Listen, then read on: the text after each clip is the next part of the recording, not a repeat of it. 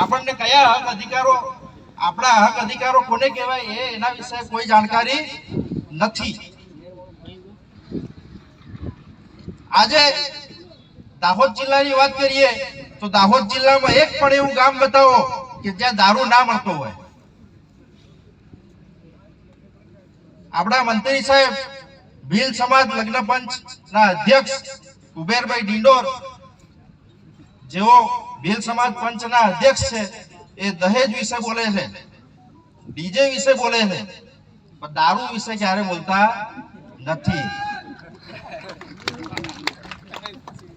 હું સ્થાનિક તંત્રને પણ ચેલેન્જ કરું છું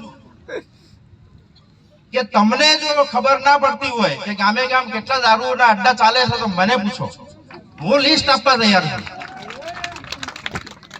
ફતેપુરા તાલુકામાં મેં જાતે સર્વે કરેલું છે, 700+ દારૂના અડ્ડાઓ ચાલે છે. એટલે પોલીસ તંત્ર જો અહીં સાંભળતું હોય તો હું એમને ખુલ્લી ચેલેન્જ કરું છું કે તમારી પાસે લિસ્ટ ના હોય તો હું આપવા તૈયાર છું. હર્ષ સંઘવીને પણ હું આ સ્ટેજના માધ્યમથી જણાવવા માંગુ છું કે અમારા દાહોદ જિલ્લાના ફતેપુરા તાલુકામાં જો તમારે ચમરબંધીઓ, બુટલેગરો અને ગુનાખોરોને જો સજા આપવી જ હોય ને પકડવા જ હોય, એમનો નાશ કરવો હોય તો મારો કોન્ટેક્ટ કરો, હું લિસ્ટ આપીશ.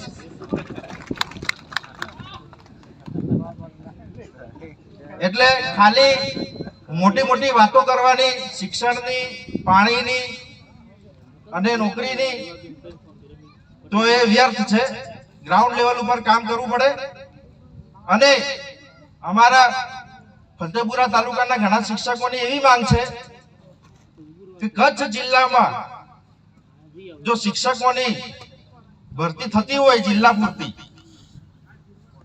કે ત્યાંના સ્થાનિક શિક્ષકોને એમના માટે ભરતી થતી હોય, તો હું શિક્ષણ મંત્રીને પણ કહેવા માંગુ છું કે દાહોદ જિલ્લો શિક્ષણમાં અતિ પછાત છે, તો અહીંયા પણ એ ભરતી થવી જોઈએ. અને જે વિજ્ઞાન અને ગણિતના જે શિક્ષકોની અત્યારે જે ભરતી થઈ,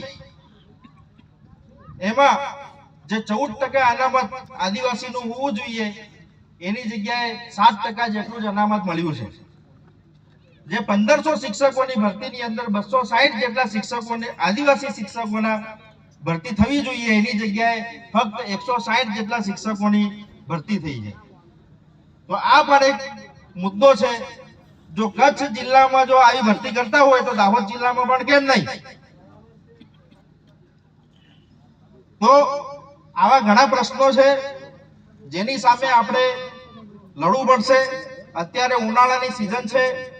તમે સૌ કોઈ જાણો છો કે આપણા દાહોદ જિલ્લાના બજારોમાં અત્યારે લાલ કલરના ટેન્ટ બાંધી અને જે જ્યુસ, કેરીનો જ્યુસ એમ કરીને આવી ગયા છે બહારના ગેર આદિવાસીઓ. તો આપણે એમની સામે પણ બાયો ચડાવવી પડશે. નથી તો એ લોકો પંચાયતમાં નોંધણી કરાવતા, નગરપાલિકામાં નોંધણી નથી કરાવતા, એ લોકો પરમિશન પણ નથી લેતા, લાયસન્સ પણ નથી કઢાવતા.